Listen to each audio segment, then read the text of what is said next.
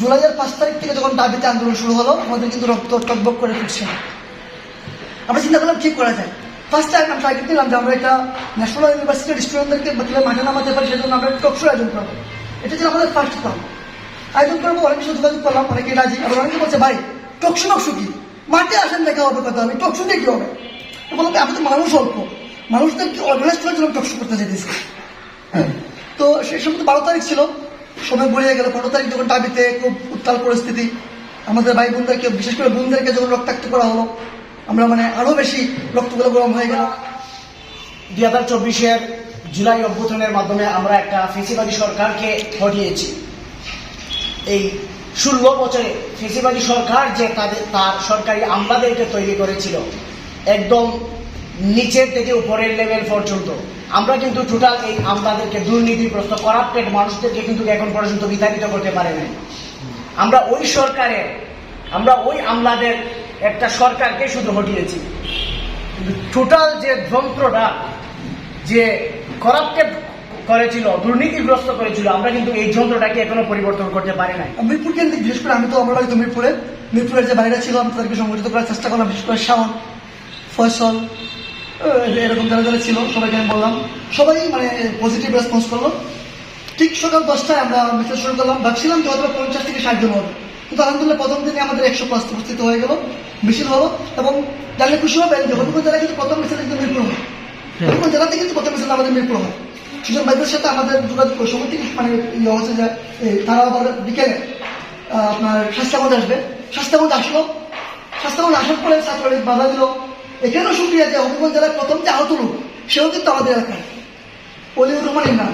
আপনারা তো অনেক কিছু তাই ছিলেন, অলিউর রহমান ইমরান। সে কিন্তু বিবিসি নিউজ সহ অনেকগুলো টিভি চ্যানেলে কিন্তু আপনারা দেখছেন, তারা যখন মারে ওই যে ছাত্রের স্বাস্থ্যগঞ্জের যে আওয়ামী লীগের চেয়ারম্যানটা ছিলেন, সুনাইবাট নিয়ে গেলাম, তো বাইরে চিকিৎসা করে আবার বাড়িতে নিয়ে আসলাম আমরা রাত্রে 8টার দিকে। তো প্রিয় উপস্থিতি, আসলে আমি দেখি যে রাষ্ট্রীয়ভাবে আমাদের জুলাই আগস্ট বিপ্লবের শহীদদের পরিবারদেরকে যেভাবে স্বীকৃতি দিয়ে সহযোগিতা করার কথা ছিল, হত্যাজনক সত্য হচ্ছে আমাদের রাষ্ট্র এখনো পর্যন্ত আমাদের শহীদদেরকে এইভাবে পুনর্বাসন করার প্রক্রিয়া শুরু করতে পারেনি। আওয়ামী লীগকে পুনর্বাসন করার লক্ষ্যে গোপনীয় কার্যক্রম তাদের চলমান রয়েছে।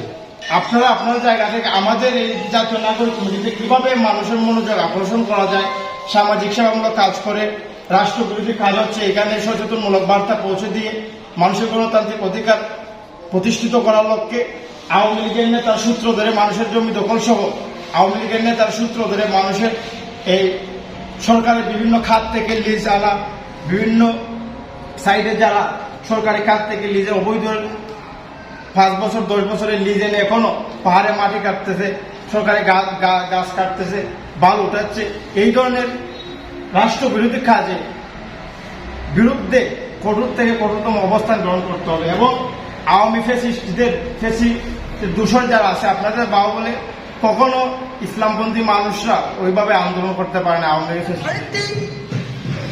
অফিসের জায়গা হচ্ছে আমাদের শহীদ ভাইদের পাশাপাশি আমাদের যারা আহত ভাই ছিল তাদেরকে কিন্তু রাষ্ট্র এইভাবে তাদেরকে টেক কেয়ার করতে পারে নাই।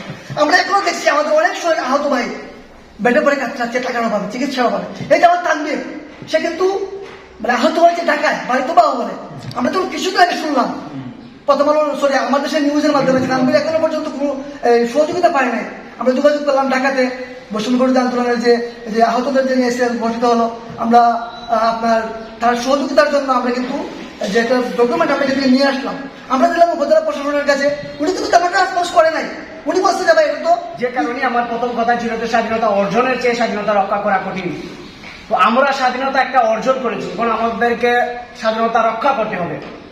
স্বাধীনতা রক্ষা করতে গিয়ে আমরা পূর্বে দেখেছি, আমরা যখন গণ অভ্যুত্থান করেছিলাম, জাতীয় নাগরিক কমিটি প্রকাশ হওয়ার আগ পর্যন্ত অনেকেই ভুয়া জাতীয় নাগরিক কমিটি এবং বৈষম্য বিরোধী ছাত্র আন্দোলনের পরিচয় দিয়ে অনেক অনৈতিক কাজ করেছিল। তার একটাই হচ্ছে কারণ হচ্ছে আমাদের যে এই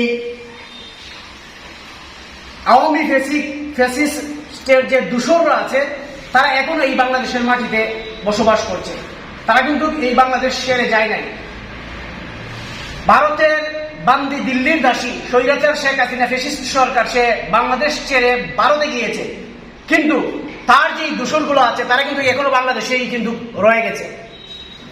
তারা কিন্তু কখনো এই বাংলাদেশকে একটা স্থিতিশীল অবস্থানে রাখতে চাইবে না। তারা চাইবে যে বাংলাদেশকে একটা অস্থিতিশীল পরিস্থিতি তৈরি করে পুনরায় কিভাবে এই অবৈধ ফ্যাসিস্ট সরকারকে আবার দেশের মধ্যে আগমন করানো যায়, এই চিন্তা সবসময় তাদের মধ্যে থাকবে। আর এই চিন্তা তাদের অব্যাহত এখনো আছে। এই যে খেলা দেখা, এই যে আমাদের জটিলতা, আমরা কিন্তু এটা থেকে মুক্ত হতে পারি না। আমরা দেখলাম আমাদের প্রধান যে উপদেষ্টা ডক্টর ইউনূস স্যার, উনি বলছেন কি যে আমাদের তো ফাউন্ডেশনে প্রচুর পরিমাণ টাকা আছে, কিন্তু একটা আমলাতান্ত্রিক জটিলতা সেগুলো আটকে গেছে। আমরা কিন্তু শহীদের রক্তের বিনিময়ে ভরা এই দেশের মধ্যে সেই শহীদ এবং আহতদেরকে নিয়ে এই বৈষম্য আমরা কিভাবে মানতে পারি না, কারণ আমরা আমলাতান্ত্রিক জটিলতা কেন আটকে যাবো? আমাদের জটিলতা আমলাতন্ত্র আটকে দেওয়ার কথা ছিল। এখানে আমাদের ব্যর্থতা সার্বিকভাবে আমাদের আন্দোলনের যে নেতৃবৃন্দ কেন্দ্রীয়ভাবে তারা এটাকে ডিল করতে পারেনি এইভাবে। এটা আমি আমাদের ব্যর্থতা হিসেবে মনে করি। পত্র পত্রিকা আমাদের রাষ্ট্রীয়ভাবে আমাদের এটাকে বলা হচ্ছে গণ অভ্যুত্থান। দুঃখজনক বাস্তবতা এটা। আপনারা দেখছেন না, আমাদের একজন ভাই শহীদ হলো, তার দুজন বোন তার লাশটাকে কাঁধে নিয়ে মিছিল করা শুরু করলো। এগুলো দেখেন না আপনারা? এগুলোর পরে কিভাবে এটা গণ অভ্যুত্থানটাকে, এটা তো নিঃসন্দেহে এটা বিপ্লব। বিপ্লব ছাড়া কিন্তু শহীদ মায়ের রক্ত, শহীদ মায়ের কবির কাঁধে নিয়ে দুইটা বোন মিছিল করতে পারে না।